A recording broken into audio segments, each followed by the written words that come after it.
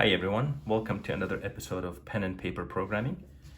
As you all know, we are going through a book called Elements of Programming Interviews, and we are walking through the solutions together.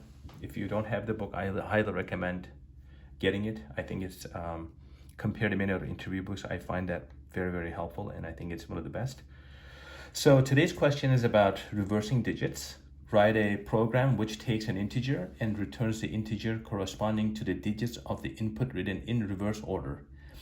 Basically, take an input, reverse it, and return it. If you are given a number 42, then you reverse it by printing out 2 and 4, 24. Reverse of 300 minus 314 would be minus 413, 413 as you see it. Probably one of the first solutions come to your mind might be, hey, I can just convert this to a string. It's easy to reference basically indexes in a string like an array, so I can reverse it, start from the back of it, and then print it out.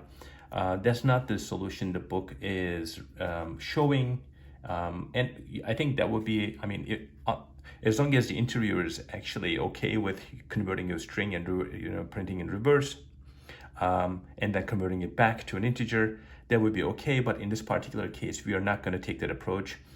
The approach that book is recommending is basically being able to extract the least significant digit of the number, and then taking a look at the remaining number and keep iterating on it. For example, let's assume that our number input is 1,345. The solution in the book is able to take the remainder, the modulo of 10, which will give you basically 5 in this case, and the remaining number will be 134. So you have 5 and 134 as a result so far.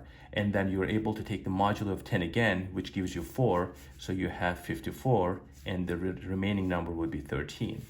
And in the next iteration, you have 541, 3, and because you take the modulo of this number 10, which would be 3, and the remaining result would be 1, and the last iteration would be 5,431, and the remaining would be 0, which you reversed it.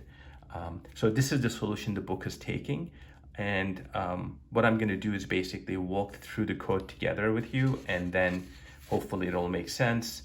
If not, you can always ask questions in the comment section. So here is the code that we're going to walk through. It's pretty straightforward code. What I would like to do is also keep track of the two variables that we're going to have to look at, result and the remaining. Actually, let's take a look at it. Let's actually start tracking it here. Let's have result and x remaining. Let's make a table like this. So basically, we are given a number. Let's walk through the same number as we did in our previous example, 1,345.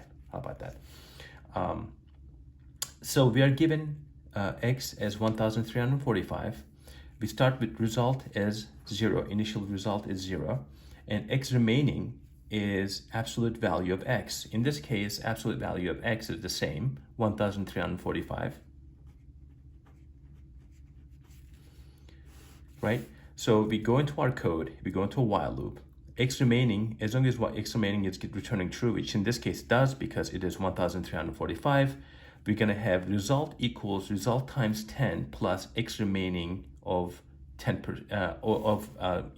take the modulo of 10 basically.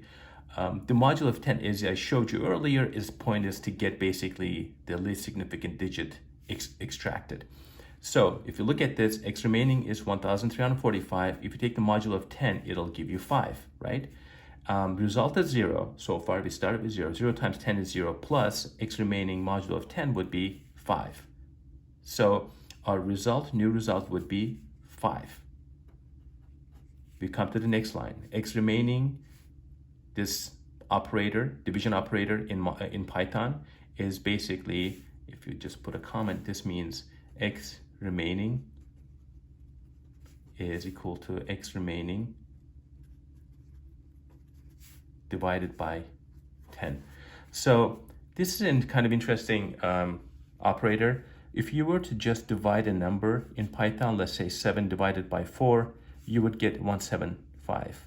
But if you use a integer division operator, 7 divided by 4, you would actually get 1 closest to, you basically get the closest integer. You don't get the floating number. That would be 1. In our case, x remaining is basically 1,345 integer division by 10, which would give us 134.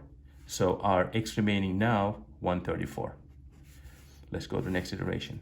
We come back in the while loop. 134 is still true. Result times 10. Our result is 5. 5 times 10 is 50 plus 134 modulo 134 modulo of 10 would be 4. So x remaining, the result would be 5 times 10, 50 plus 4, that would be 54, right? And x remaining would be 134, which was 134 from the previous. Integer division by 10, which give us 13. We go to the next iteration. Result is equal to result times 10. 54 times 10, 540, plus x remaining modulo of 10. 13 modulo of 10 would be 3, 543. And x remaining would be divided into division by 10, that would be 1.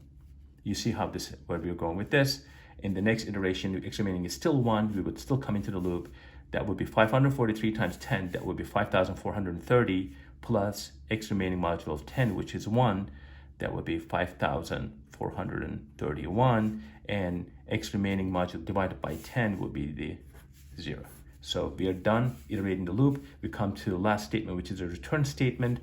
In the case, basically, if we are saying that if x is less than 10, 1345 is not less than 10, we're going to go to else and we're going to return the result.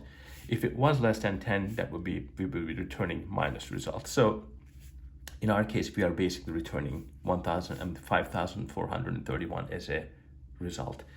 I hope this makes sense. The whole idea behind this, as I said, is basically being able to iterate through the integer, being able to extract the least significant digit by taking the modulo, using the modulo operator.